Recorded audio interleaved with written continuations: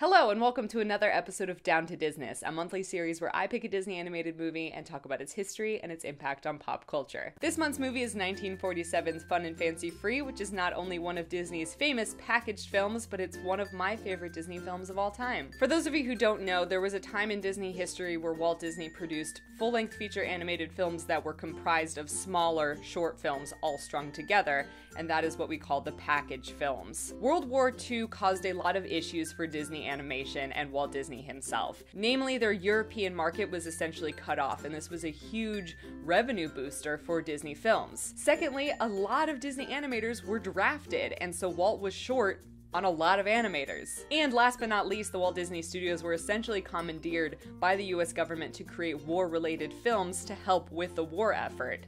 So for all of these reasons, Walt wasn't able to make the kind of movies he had been making since Snow White. And this is why he started packaging films. It was cheaper to do shorter versions of stories and string them together into a theatrical release. It was a way for them to continue making movies with Disney flair, keep putting out new characters and content, instead of just altogether stopping producing their own movies during the time of the war. So Fun and Fancy Free was far from the first Disney package film, but both short stories within it were in production for a long time at Disney before they eventually came to be in Fun and Fancy Free. The film Make Mine Music was actually the first package film that Disney ever created. Fun and Fancy Free is comprised of two Disney shorts. The first is Mickey and the Beanstalk, and the second is Bongo, the Circus Bear. Both Mickey and the Beanstalk and Bongo were in development at Disney as early as the 1940s or even the 1930s. Both stories were originally intended to be their own full-length theatrical release. For Walt, Jack and the Beanstalk had always been a really appealing choice for a story to use to turn into a feature-length film. He played around with the idea of Mickey fighting giants a couple times before they even got to Mickey and the Beanstalk. Mickey first fought a giant in 1933's Giantland, and then again in 1938's Brave Little Tailor. Official development on Mickey and the Beanstalk started in 1940. They chose Mickey to be the lead of this story because they had proven success of Mickey being in a feature-length animated film with Fantasia. But this was actually the first time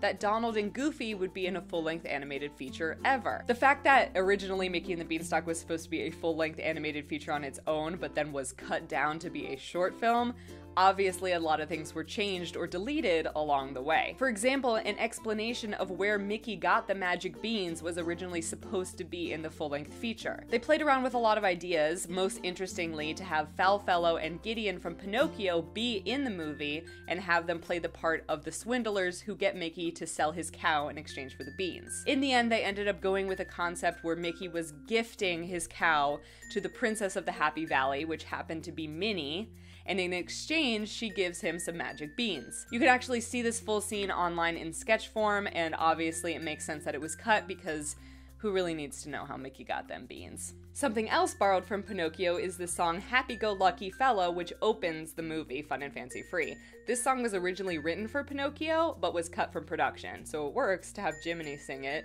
in Fun and Fancy Free. And while Jiminy Cricket ended up being the narrator of the entire Fun and Fancy Free film, originally when Beanstalk was supposed to be its own movie, Sterling Holloway was set to be the narrator of that story. I love hearing about the production of these two films because it seems like Walt was really invigorated by what he had made so far and tried to kind of include it in Mickey and the Beanstalk or Bongo in some way, like Foulfellow and Gideon, and also in using the same voice for the giant Willy as he used for Sneezy in Snow White.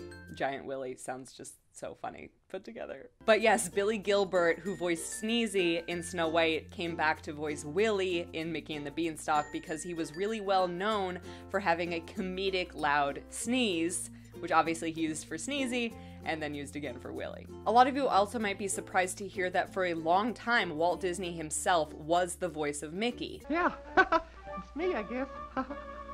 All alone, without your dog. Yeah, all alone. While Mickey and the Beanstalk is not the last time that Walt voiced Mickey, it is the last time that he significantly voiced Mickey. He did the voice of Mickey for most of this production because he recorded it a lot earlier than it ended up being finished. A lot of other famous voices and people were cast in Fun and Fancy Free to increase its potential popularity. These include Edgar Bergen and Dinah Shore. What's weird about these package films is there kind of has to be a weird interlude between the shorts, which is why they have Jiminy Cricket narrate narrating, and Edgar Bergen kind of came in because he, at the time, was a very famous ventriloquist dummy artist, and he does a little bit of that in between the shorts.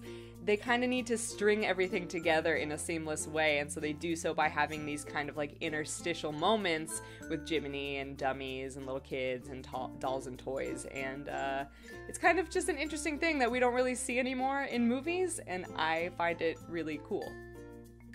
Yeah. Dinah Shore, however, was the narration voice for Bongo, the circus bear, my favorite Disney short of all time. Bongo is so dear to my heart. It's truly my favorite Disney short ever. I love Bongo so much. So Bongo actually first appeared in Cosmopolitan magazine in a comic done by Sinclair Lewis. Walt Disney thought it was a cute story and acquired the rights to make it into a short film for Fun and Fancy Free. While Bongo was being considered to be its own feature-length animated film, it was thought that maybe it would be some sort of follow-up to Dumbo, considering Dumbo is a circus elephant and Bongo is a circus bear. And for that reason, there was this concept that maybe the gossipy elephants from Dumbo would also appear in Bongo. Obviously that got scrapped. 3 other characters ended up being cut from Bongo as well.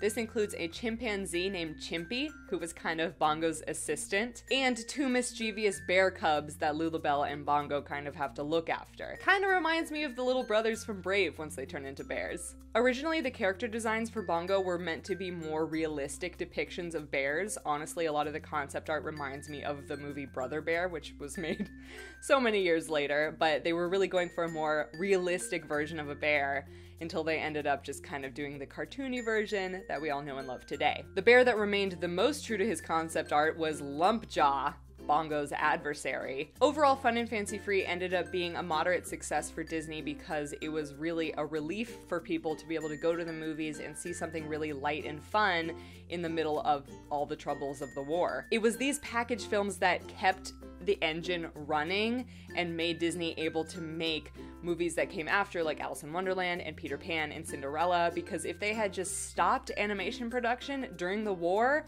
who knows if they would have been able to bounce back. Honestly, Walt has said it was hard enough for him to bounce back even having made the package films.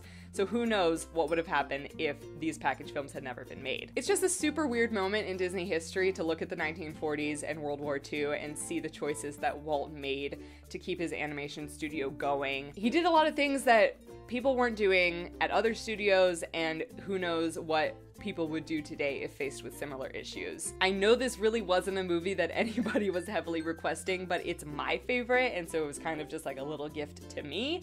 So I hope you enjoyed learning about one of my favorite Disney movies, and I promise you guys I will do one of your highly requested films next month on Down to Disness. Do you prefer Mickey and the Beanstalk or Bongo? I promise I won't hate you if you pick Mickey and the Beanstalk. Let me know in the comments down below, and I will see you guys next month for more Down to Disness. Bye!